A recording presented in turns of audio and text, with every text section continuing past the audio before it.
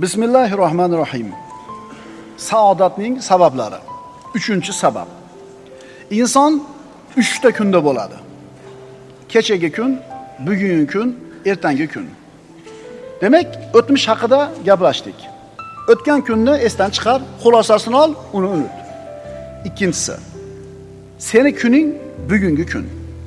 Ertangi kun emas, kechagi kun emas, ayni bugungi kun seni kuning. Sen bugun borsan, bugun yasha.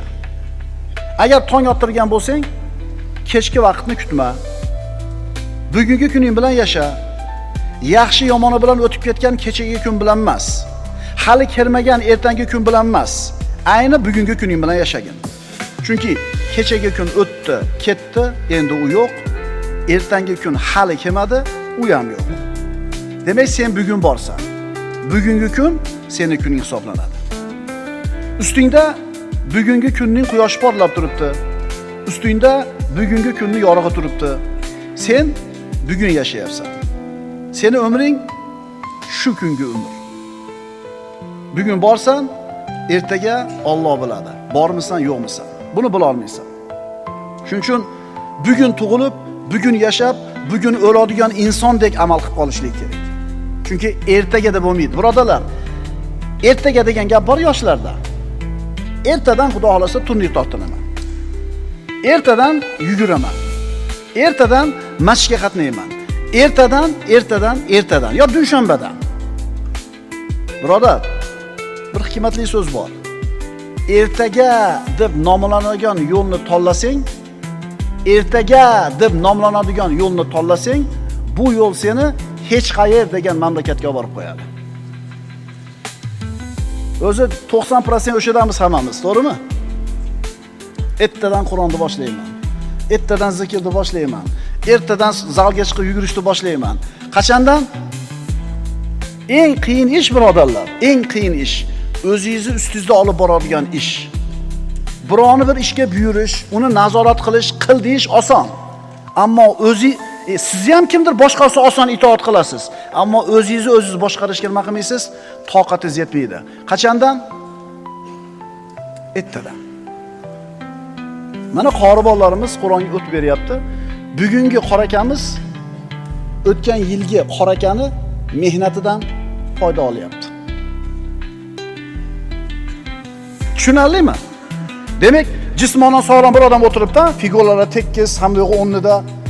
Bugun shu figura bilan o'tiribdi, chunki kechagi shu yigit mehnat qilib qo'ygandi bugungi mehnatga. Kechagi rahmatulloh ishlab qo'ydi, bugungi rahmatulloh uni mazasini totadi.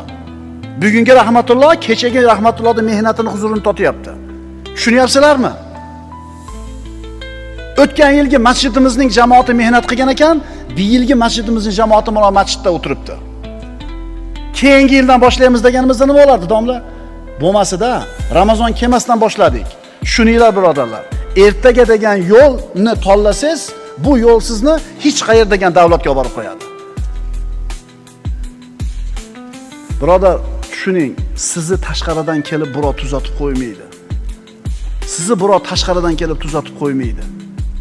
Eng qiyin ish o'zingizni ustingizda olib boradigan ish.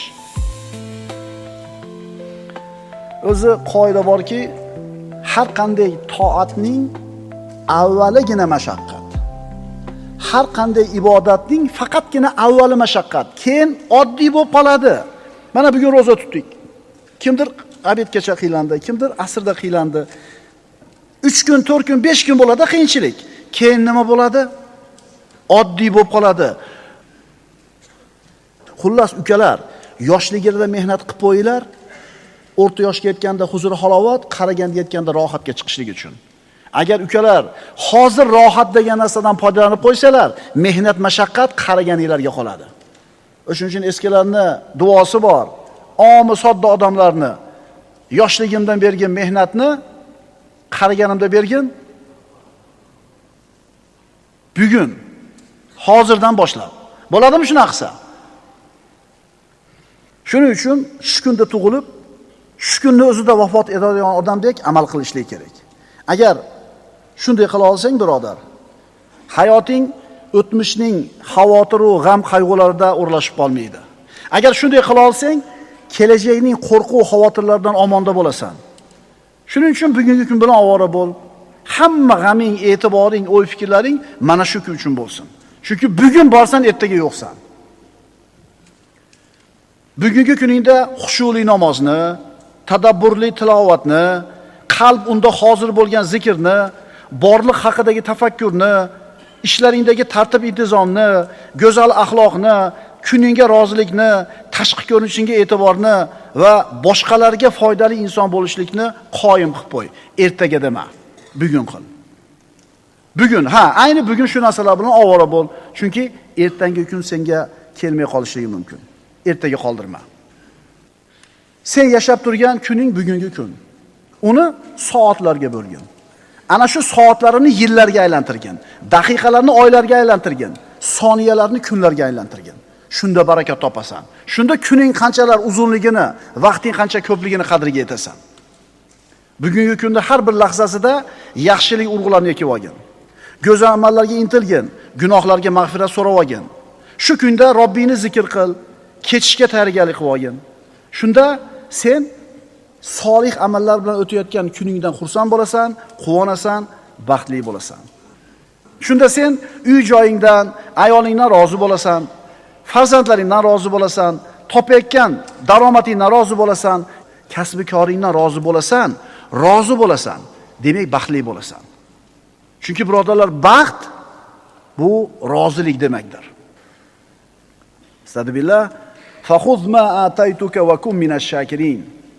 Robbimiz subhanahu va taolo aytayaptiki, bas senga ato etgan narsamni olgin va shukr qiluvchilardan bo'lgin.